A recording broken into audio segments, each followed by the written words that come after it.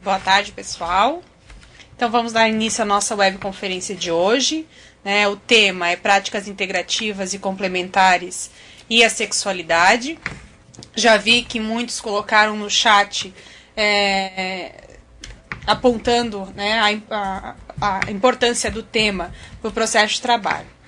Bom, primeira coisa, quando a gente vai trabalhar com sexualidade, pensar a organização do processo de trabalho, inserindo práticas integrativas para poder abordar esse tema junto aos usuários, na escola, nos grupos, tem 3 coisas que é importante a gente questionar. Primeiro, por que é fácil para algumas pessoas falar sobre sexualidade e é difícil para as outras, Será que é fácil para mim, profissional de saúde, falar sobre sexualidade e dar as respostas quando eu sou questionado?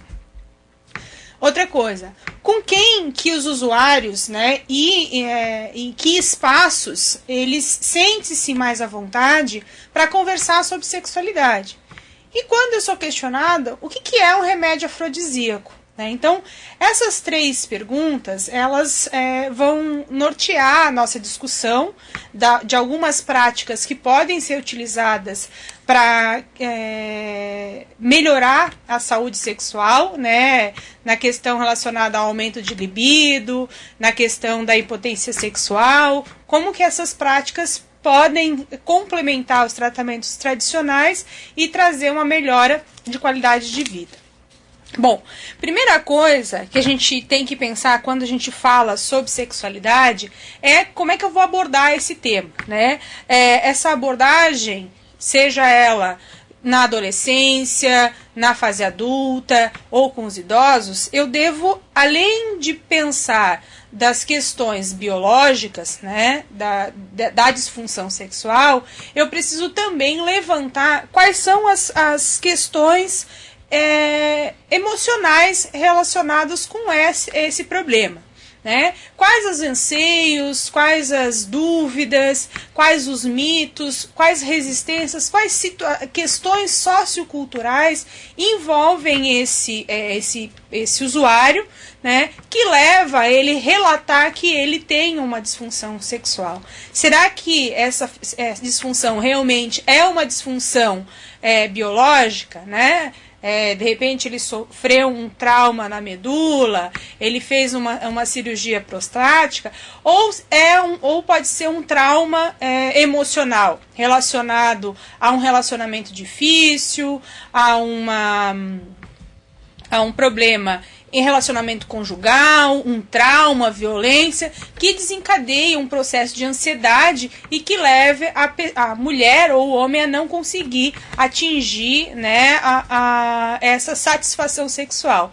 E até muitas vezes essa insegurança de falhar, de não dar conta de realizar, satisfazer o parceiro.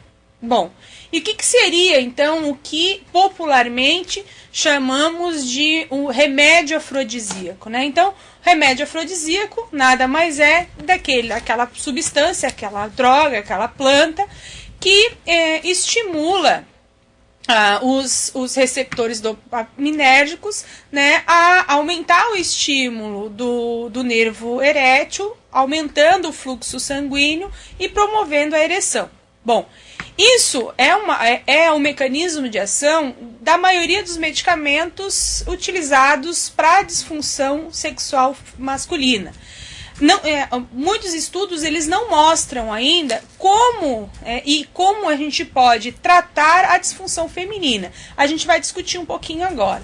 Então, esse nome afrodisíaco ele vem da mitologia grega, por causa da deusa Afrodite, onde conta a lenda que aonde esta deusa pisava, nas pegadas dela na areia do mar, nasciam plantas que eram utilizadas para favorecer o amor, o apetite sexual, das pessoas que usufruíam dessas plantas que nasciam nas pegadas de Afrodite. Por isso, ficou chamado como os remédios afrodisíacos. Então, as principais disfunções sexuais que muitas vezes levam a gente ver as famosas charges, cadê minha cápsula de catuaba, preciso de uma arapuama, né? Preciso da pílulazinha azul, porque hoje eu tenho encontro, como é que eu vou me desenvolver no meu relacionamento conjugal ou extraconjugal ou, né, no meu namoro. Então, algumas delas é a falta de desejo sexual, né, a diminuição do libido, a ejaculação precoce, a impotência sexual e a compulsão por sexo. Então, todas essas disfunções, elas podem ter causas biológicas, mas também podem ter causas emocionais, né, relacionadas. Então, quando a gente trabalha e aborda a questão da sexualidade, é importante eu estar identificando quais são essas causas emocionais que estão relacionadas. O apoio psicológico é importante. Estudos mostram que a abordagem por técnicas da psicologia, elas têm sucesso nessa melhora da saúde sexual, naqueles casos que a gente não tem a disfunção biológica associada, né? E também a questão do espaço que o profissional da saúde ele constrói com um vínculo com a comunidade para poder estar esclarecendo, sanando as dúvidas, quebrando as barreiras e os tabus que existem na sociedade quando a gente vai discutir sobre sexualidade, né? Então, é importante, quando a gente fala sobre sexualidade, cuidar com as piadas, né? Cuidar com a forma de colocar a situação, como que a gente vai estar abordando temas sem criar relações de poder entre o homem e a mulher, né, e evitar colocações errôneas que levam, em vez de estimular que a pessoa questione, se abra para falar sobre a sexualidade, ela acaba se fechando ainda mais. Bom, existe uma diferença entre as disfunções femininas e as disfunções masculinas. Muitas vezes as disfunções masculinas elas têm um caráter mais biológico, né? E aí a gente vê vários estudos trazendo evidências sobre drogas vasodilatadoras que favorecem o aumento de volume do sangue no corpo cavernoso, produzindo a ereção. Já na disfunção feminina, poucos estudos eles mostram essa eficácia no tratamento da disfunção feminina, tendo em vista que muitas vezes a disfunção feminina ela tem um fundo emocional, né?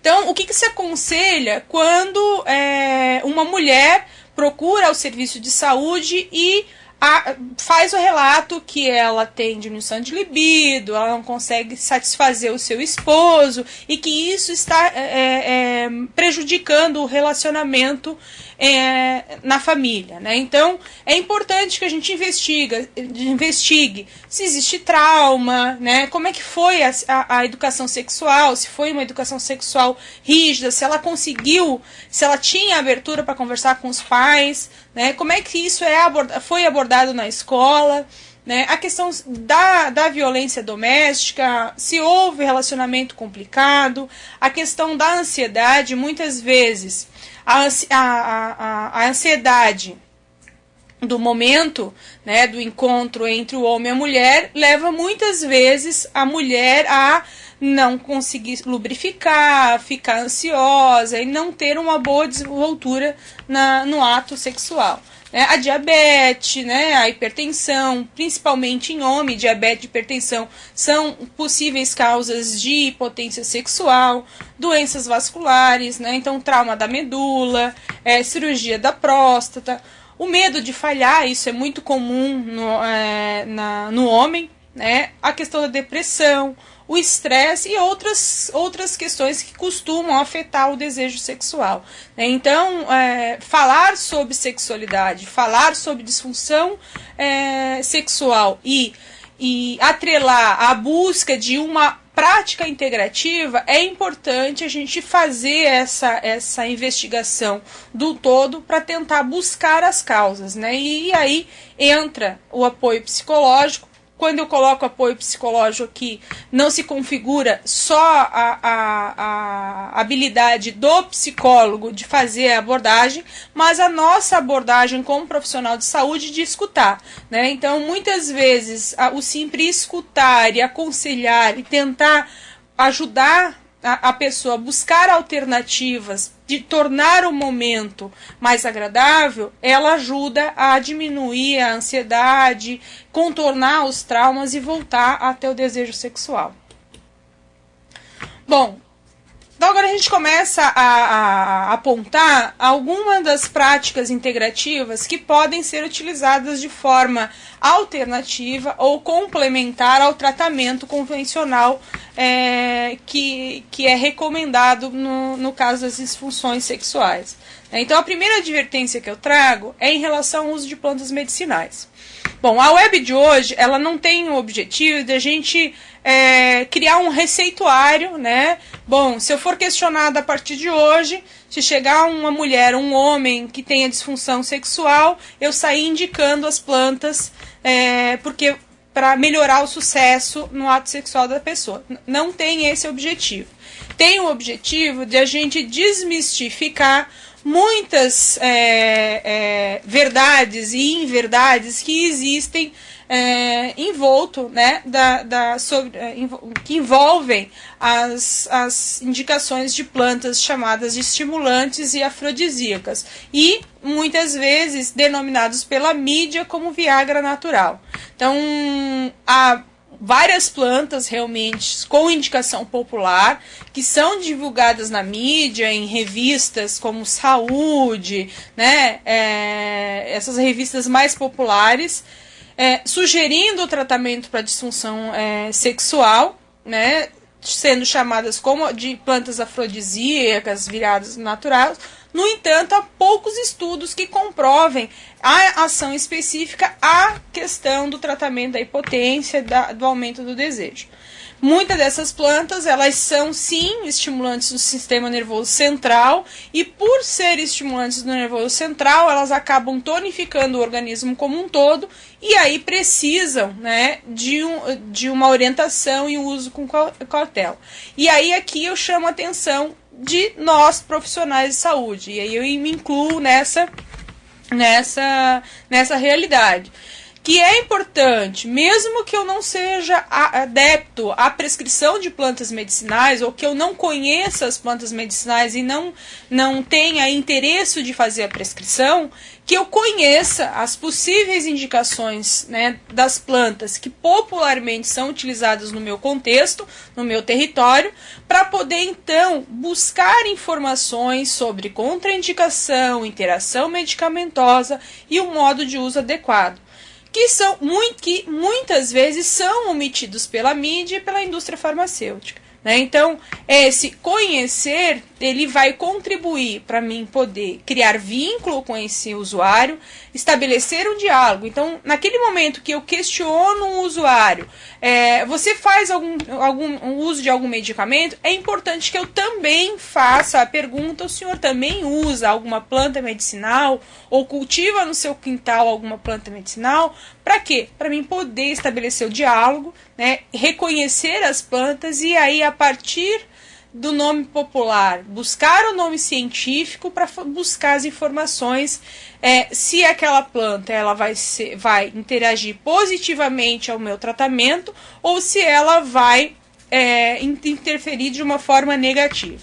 Então, a discussão que a gente vai ter aqui é um pouco de conhecer quais são essas plantas, né, que tradicionalmente são divulgadas na mídia e popularmente são conhecidas como estimulantes afrodisíacas, né. Eu enfoquei as principais, são elas a catuaba, a marapuama e o guaraná, muito comum em produtos industrializados, principalmente daqueles flaconetes estimulantes.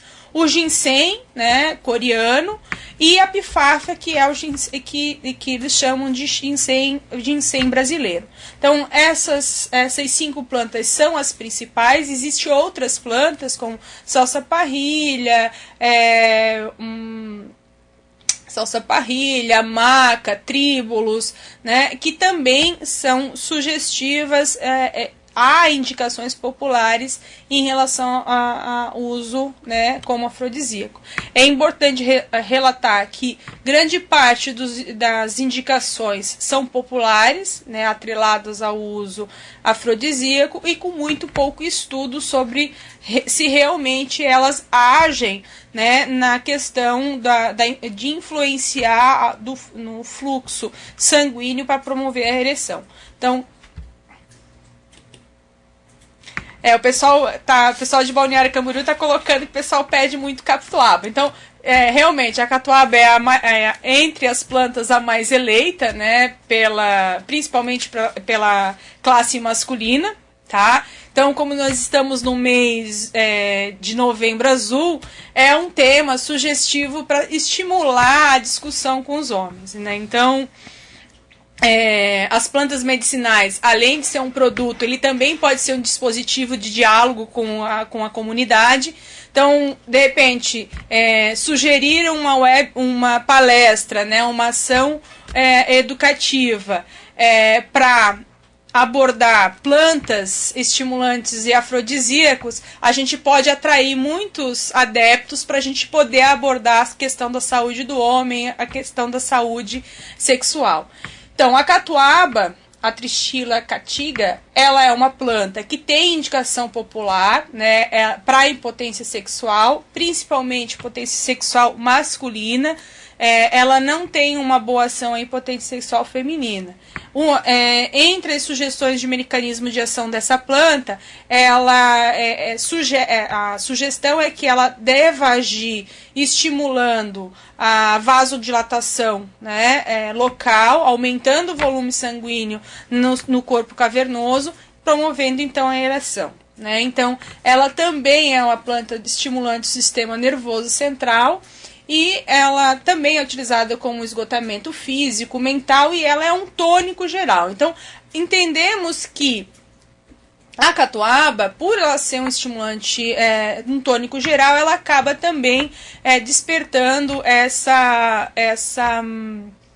ação, né, de estímulo sexual. O que é importante a gente pensar em relação ao uso da catuaba? Não tanto a indicação, porque a indicação ela é tradicionalmente conhecida. Quem não conhece, né, a catuaba, e às vezes é motivo de brincadeira entre, né, os colegas e até entre a gente, às vezes na conversa, né, entre amigos. Então, o que é importante a gente discutir com a população, né, que a gente sabe que usa a catuaba.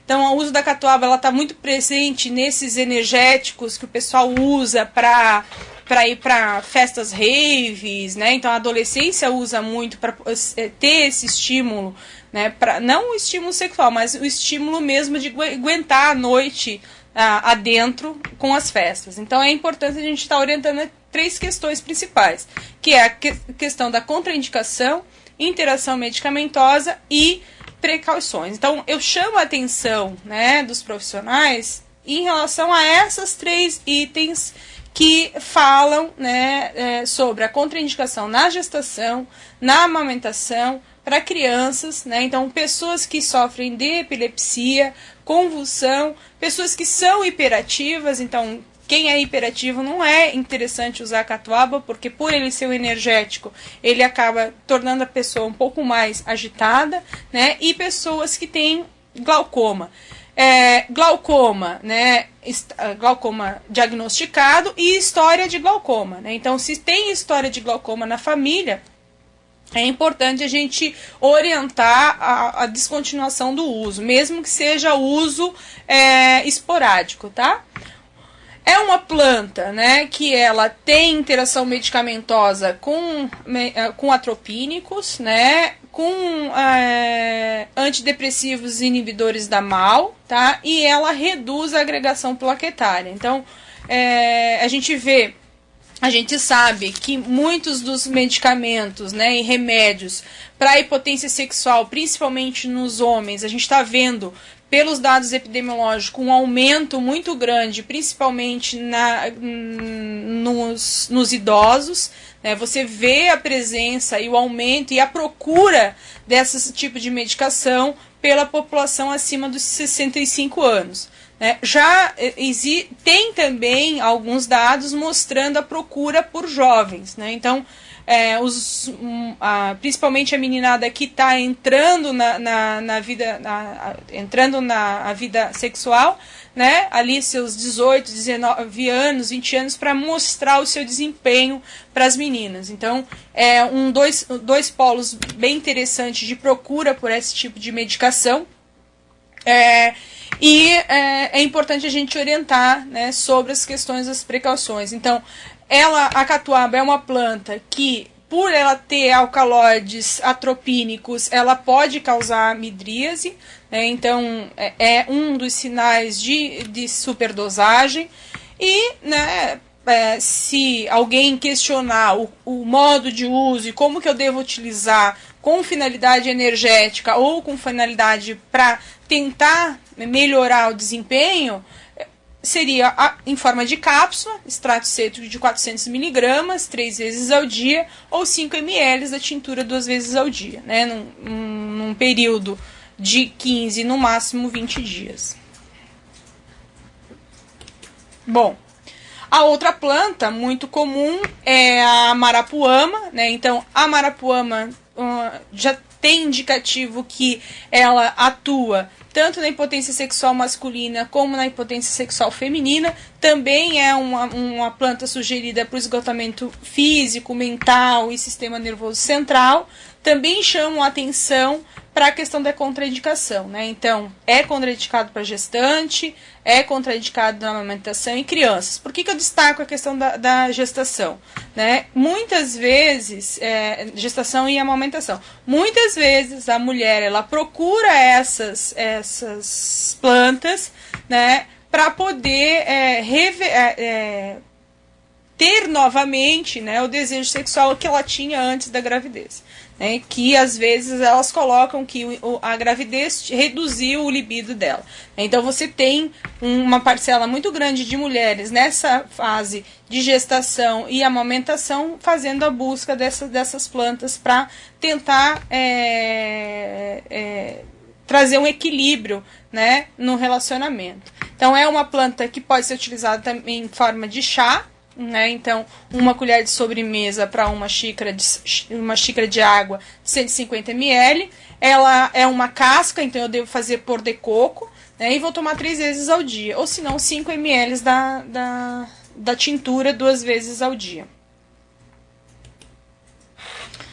Bom, a outra planta é o guaraná. Tá? Ela tem uma indicação como para hipotensão sexual, mas muito menor do que as outras duas. A indicação dela é mais relacionada como estimulante do sistema nervoso central, principalmente como tônico, né, e esgotamento físico e mental. Tá? A ação terapêutica como estimulante do guaraná é em virtude da cafeína, é o principal princípio ativo que ela tem na sua composição. Ela não deve ser utilizada para gestação, amamentação, crianças, principalmente crianças hiperativas, tá? Pacientes hipertensos e cardíacos que sofrem de hipotireoidismo, distúrbios psíquicos e síndrome de pânico, tá? É uma planta que ela também tem uma ação diurética e por essa ação diurética ela pode levar a deficiência de potássio, né, com uso prolongado. Então, chamo atenção para as pessoas que são usuários de digoxina. Então, o uso concomitante do guaraná com a digoxina, ela pode, pela hipocalemia, né, provocada pela ação diurética do guaraná, eu posso acentuar os efeitos tóxicos da digoxina. Tá? E é uma planta que tem uma dosagem considerada de guaraná, então a gente sempre traz a precaução de que a gente não deve exceder 400 miligramas de cafeína, né, dia. Então é uma planta que também é utilizada na forma pó, então é uma colher de sobremesa do pó da semente para um copo de água de 150 ml. A gente deixa repousar por 30 minutos e aí depois faz o uso duas vezes ao dia. Não deve ser excedido essa dosagem. Então, essa dosagem de uma colher de sobremesa, né, diluída em 150 ml, ela está abaixo da dosagem que assim, sugerida, né, para se evitar o consumo de cafeína. Então, é importante a gente evitar esse excesso. Tá? Outra planta que também está muito associado aos complexos energéticos, né, é o ginseng, chamam também de ginseng coreano. É uma planta que ela traz uma sugestão de uma melhor ação sobre o libido feminino e não ao masculino. Ela aumenta a capacidade aeróbica, ela melhora, ela contribui para a redução de estresse, a falta de concentração, melhora da performance atlética, né, e a vitalidade e a memória, né? Então existe um indicativo popular, da mesma forma que a catuaba ela age melhor na disfunção masculina, o ginseng ele tem um indicativo de agir um pouco melhor na questão do estímulo do libido feminino, tá? No entanto, é uma planta que é contraindicada na gestação, na lactação, para hipertensos, pessoas que usam coagulação sanguíneas, as mulheres em menopausa, pela questão de ela poder provocar metrorragias, tá? E em crianças, tá? Então, é uma planta que pode diminuir o efeito do anticoagulante, potencializa a ação dos antidiabéticos e insulinas e estimula o sistema nervoso central e os corticosteroides. Então, ela tem várias contraindicações, muitas interações medicamentosas e é uma planta muito comum nos complexos vitamínicos, né? Então, grande parte dos complexos vitamínicos usados para estresse, cansaço, falta de memória, muitos deles têm ginseng. Então, é importante o cuidado, principalmente para as mulheres idosas que estão entrando em menopausa pela questão desses problemas. Além disso, o uso prolongado do ginseng ele pode dar disfunção da menstruação, né, e a questão da dor no seio, que muitas vezes é confundido na idade adulta com os efeitos do anticoncepcional, tá? Então, ele pode desregular aí a menstruação e trazer problemas futuros. Aí a gente aumenta o libido e 9 meses depois, né, aparece o resultado. Bom, e aí, como é que eu uso o ginseng? Cápsulas de 80 miligramas 2 vezes ao dia, né, ou se não a tintura 2 vezes ao dia. Essa tintura, muitas vezes eu tenho as bebidas alcoólicas, né? Então as alcoolaturas. Tem gente que faz alcoolatura da catuaba, alcoolatura da marapuama, faz catuaba com vinho, marapuama com vinho. Então são formas de preparar a solução alcoólica desses energéticos. O que a gente tem que cuidar é a dosagem que eu vou estar colocando nesse veículo alcoólico. Tá? O convencional de uma tintura é de 10 a 20%. Né? Então, se eu vou preparar 1 litro de um licor de catuaba com vinho, eu vou usar 10% para 1 litro, eu vou usar 20% para 1 litro, vou usar 200 gramas para 1 litro de vinho. Tá? Então, é muito comum os licores de catuaba, eles agem da mesma forma. Bom, aí o que eu faço? Tomo o litro de vinho de catuaba inteiro, não, né? Vou tomar 5 ml daquela solução 2 vezes ao dia, tá? E sempre tendo cuidado de não ultrapassar o uso de 2 meses. Bom, em relação ao ginseng brasileiro ou a Epiphyia, né? Ela também é uma planta que traz uma sugestão que ela ela age, né, não diminuindo o libido como está ali na transparente, mas ela age aumentando o desejo sexual, tem uma relação um pouco melhor com as disfunções femininas, tá? É uma planta que é sugerida para TPM, certo? Para as fadigas, por esgotamento físico e por estresse. Mas também tem contraindicações para gestação, para lactação, para hipertensos, né? E mulheres que têm câncer estrogênio positivo. Também pode ser utilizada na forma de chá, né? E aí o preparo dela é por de coco, porque o que a gente usa na PFAF é o rizoma, certo? Então, uma colher de sobremesa para uma xícara de 150 ml. Ou a tintura, né? Como é que eu preparo a tintura do ginseng brasileiro ou ginseng coreano? De 10 a 20% da planta, né, para 100 ml da solução alcoólica. Então, se eu vou fazer a tintura, eu vou usar 100 ml do álcool de cereais. Se eu vou fazer a alcoolatura, né, com a planta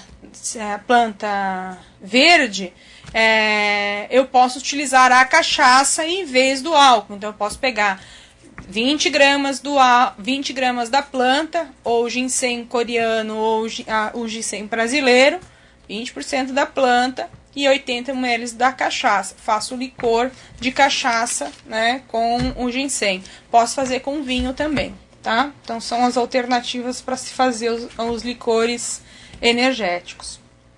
Bom, essas são as plantas, né? Então, destaco a grande preocupação que existe, né, em relação aos efeitos colaterais, contraindicações, interações medicamentosas, por ser plantas estimulantes, tá? Então, a gente recebe muitas perguntas no serviço, né? Que planta eu posso utilizar para melhorar o meu desempenho? Bom, eu posso fazer a indicação, né? A gente não precisa dizer não faça, não usa, porque na realidade o que acontece é estimular. Bom, você pode fazer, mas faça com responsabilidade, né? Então, trazer essa orientação para que o usuário faça uso de uma forma esclarecida e sofra um pouco menos a influência negativa da mídia, né? E usar a planta de uma forma equivocada. Também existe, a gente também tem os óleos essenciais chamados como estimulantes e afrodisíacos. Não é só a ingesta de plantas que a gente pode ter, né? As plantas, as substâncias afrodisíacas, elas têm uma absorção melhor no estômago e intestino. Então, as comidas, né, os pratos afrodisíacos, elas também têm uma boa absorção, né? Então, tem marisco, ostra, né, o alho, o cominho, o alcafrão, eles são condimentos e alimentos que existem indicações da sua atividade como um afrodisíaco, tá? Os óleos essenciais, eles estimulam, o uso deles já é um uso culturalmente, né, tradicional. Por isso que muitas vezes a gente sugere no casamento, né, o uso de rosas, flor de laranjeira, porque são flores, gerânio, né, jasmim, que são flores que alusivas, né, à ação afrodisíaca, ao estímulo do amor. Então, existem plantas que estimulam um pouco mais o olfato feminino, né, e fazem essa lembrança à questão do estímulo sexual. Nas mulheres, as mais sugestivas é o rosa, o gerânio, o ylang-ylang, o jasmim, o pau rosa, o cravo e a canela.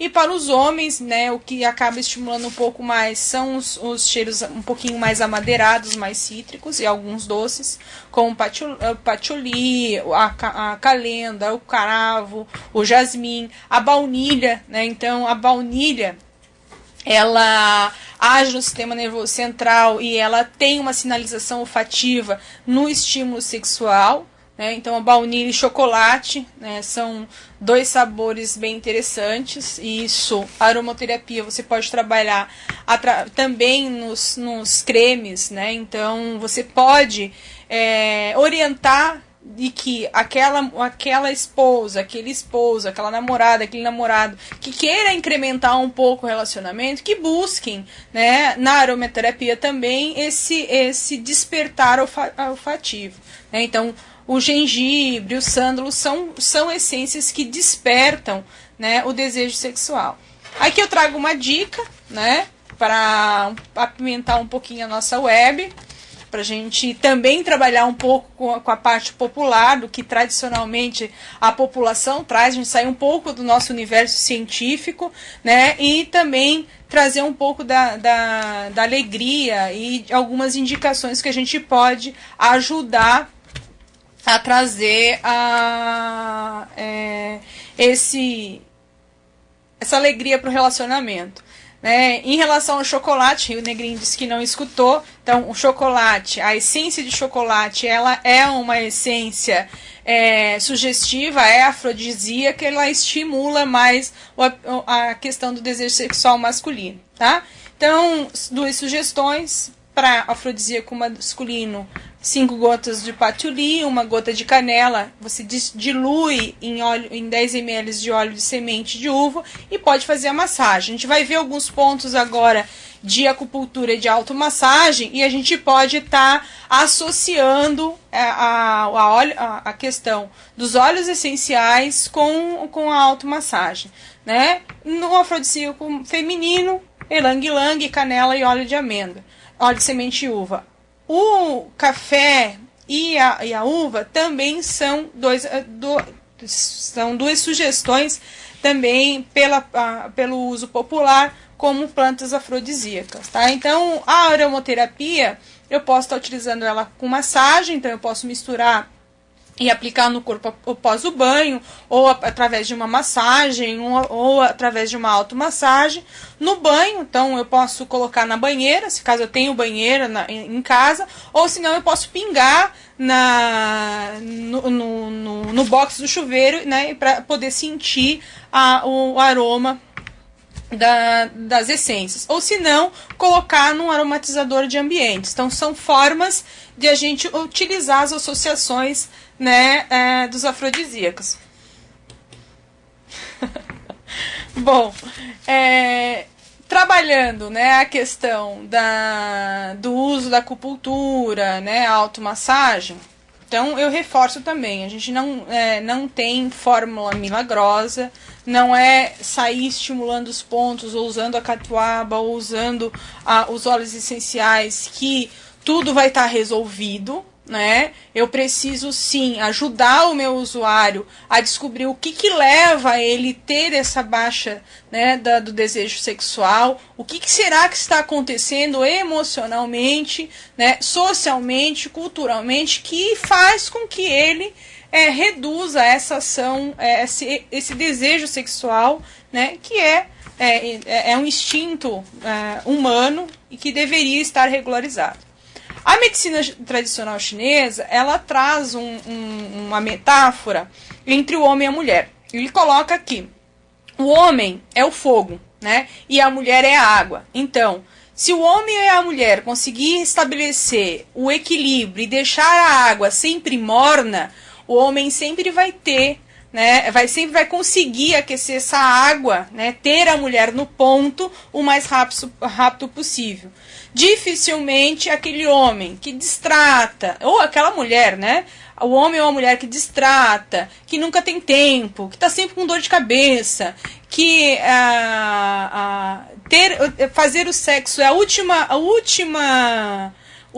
opção da lista da família, consequentemente essa água vai estar gelada. Então o trabalho de eu aquecer e chegar no ponto, né, vai ser muito mais demorado que se eu manter o relacionamento sempre aquecido, com agrados, né, e ter o prazer de ter o ato sexual como uma promoção de saúde. Então, pontos sugeridos são que a gente traz, né? Então, o ponto no topo da cabeça, que é o ponto o VG20. Então, quem estava na oficina do Telesaúde, eu mostrei o ponto o VG20 para calmante. Então, quem quer acalmar em casa, faz a massagem no sentido anti-horário. Quem quer estimular, faz a estimulação no horário. Quem quiser ir fazendo o toque, o toque do ponto e seguindo a sequência do ponto, né? Ou se não, grava e testa em casa à noite, sem problema nenhum. Tá? Desculpa as brincadeiras aí. Então, o ponto VG20 é um ponto... Bom, outro ponto, uma sequência de pontos, eles estão na linha entre o umbigo e a região pélvica, né? A região abaixo da linha da cintura, certo? Então, são os pontos do vasoconcepção, vasoconcepção 2, vasoconcepção 3, vaso 4 e o 6, certo? São pontos que estão bem na linha central do organismo, bem na linha central após o umbigo. Eu não preciso assim, se me preocupar muito com a localização do ponto. Eu posso fazer a massagem, aplicar a moxa, fazer a automassagem com óleo essencial nessa região entre, né, a área genital e o umbigo. Ele é uma área que estimula a fertilidade feminina pela medicina tradicional chinesa. São pontos que melhoram o libido, né, feminino e masculino. Bom, a outra região, né, é a região do meridiano da bexiga, principalmente o B23. Então, esse ponto ele fica na região lombar, bem próximo da região do cóccix, né? Então, eu posso estar utilizando a moxa, posso fazer uma compressa com pano quente, utilizar óleo essencial. Então, é um ponto também que ativa, é um ponto energético, né, da medicina tradicional chinesa, que eu posso também fazer automassagem aqui e estimular, ajudar, né, no tratamento da impotência sexual. Todo mundo rindo, né? Todo mundo rindo sobre o assunto. Eu imaginei, eu tô aqui me controlando para não rir, porque é engraçado a gente, quando foi pedido essa web, assim, bom, vai ser engraçada a web, mas tudo bem. Bom, o ponto E36, que ele fica na região lateral da perna, próximo do joelho, fica mais ou menos quatro dedos abaixo ao joelho, bem na lateral, bem no finalzinho aqui da tíbia, tá? Fica bem aqui próximo ao joelho. Então eu posso estar estimulando esse ponto, posso estar aplicando a moxa. Então ele é um ponto, né, energético. Então, se eu tenho também esgotamento físico, mental, é interessante. Uma outra coisa que eu acabei esquecendo, esses pontos aqui da área do cóccix também, quem tem muito problema lombar, são pontos interessantes para ser estimulados. E os pontos aqui da vasoconcepção, quem tem muito problema, tem problemas relacionados a cólica, menstruação, também são pontos interessantes para ser estimulados, tá? Bom, o BP6, ele é um ponto que ele fica na parte interna da perna, 4 dedos acima do tornozelo, tá? É um ponto feminino, né? Existem estudos que vem tentando comprovar a questão da estimulação desse ponto, tentando correlacionar a questão do orgasmo feminino, né? Então, tem relatos que a estimulação desse ponto, em mulheres, ele favorece o orgasmo feminino. Não tem estudo clínico ainda, mas existe algumas sugestões sobre a estimulação desse ponto. Ele é um ponto considerado um ponto feminino, então é um ponto bem interessante para quem todos os transtornos femininos ser estimulado, tá? Há outros pontos também que eu coloco aqui que são fáceis de localizar, né? Como eu falei, o BP6, o R3, que fica bem atrás do tornozelo, entre o tornozelo e o tendão, certo? Que pode ser utilizado para calorão da menopausa, junto com o ponto B62, tá? Que ele fica na parte anterior do tornozelo, e o ponto BP10, que fica bem fica acima do joelho, certo? Na parte interna da perna, que para as mulheres que sofrem com menstruação excessiva, elas podem estar estimulando. Então, para quem tem menstruação excessiva, é interessante massagear a região do BP10 e a região do BP4, né? E também o BP6, certo? Bom, fica aqui as referências. O pessoal está comentando aqui se o amendoim é afrodisíaco. Segundo a população, o uso popular, sugere-se sim que o amendoim ele é afrodisíaco, né? Mas no sentido de repor as energias perdidas. Então, certo? Eu vou abrir agora para as perguntas. Ficam essas referências aqui. Tem vários estudos que sugerem a questão dos nutrientes, né, e as plantas para a disfunção erética. Quem quiser saber mais um pouquinho sobre as plantas afrodisíacas, tem um livro do Felipe, do Gil Philippes, disponível no Google, tá, na íntegra ele, inclusive tem algumas receitas, né, sugerindo como fazer associações de óleos essenciais e plantas, comidas exóticas e muito mais. Gente, desculpa um pouco as brincadeiras, né, o tema não tem como brincar um pouco. Se a gente não brincar, a gente fica sério demais. Então, estou aberta aí às discussões. A pergunta é se o ovo de codorna ele é um bom estimulante. Eu não fiz a pesquisa da parte dos alimentos, né, chamados nutracêuticos com ação afrodisíaca. De repente poderia ser uma próxima web sugerindo a parte de alimentos afrodisíacos. O que eu tenho conhecimento que há o relato, sim, popular, né, sobre a questão do ovo de codorna, se ele é afrodisíaco, que ele é afrodisíaco. Da mesma forma que o amendoim, o alcafrão, a ostra, o marisco, né, são alimentos que sugerem essa ação afrodisíaca, né, essa ação de aumentar a questão do apetite sexual e a questão também de ser um estimulante, tá? A gente pode, o que a gente poderia fazer, quem tiver interesse pelo tema, quiser aprofundar um pouquinho mais, se existe estudo científico que comprove a ação do amendoim, a ação do amendoim que o pessoal colocou, o ovo de codorna, posta lá pelo portal, né, pela teleconsultoria assíncrona, pedindo, ovo de codorna tem ação afrodisíaca ou não? E aí eu faço a procura e encaminho a resposta um pouquinho mais elaborada. A equipe urbana de Zorteia pergunta se a cirurgia prostática está entre as disfunções femininas. Bom, a disfunção prostática, ela é uma disfunção masculina, tá? Então, principalmente relacionada à cirurgia. Então, homens que fazem cirurgia de próstatas grande parte, eles têm a tendência de desenvolver a disfunção erétil, certo? Então, como é um problema biológico, né, físico, a gente tem um sucesso reduzido nessas plantas, nessas práticas integrativas, certo?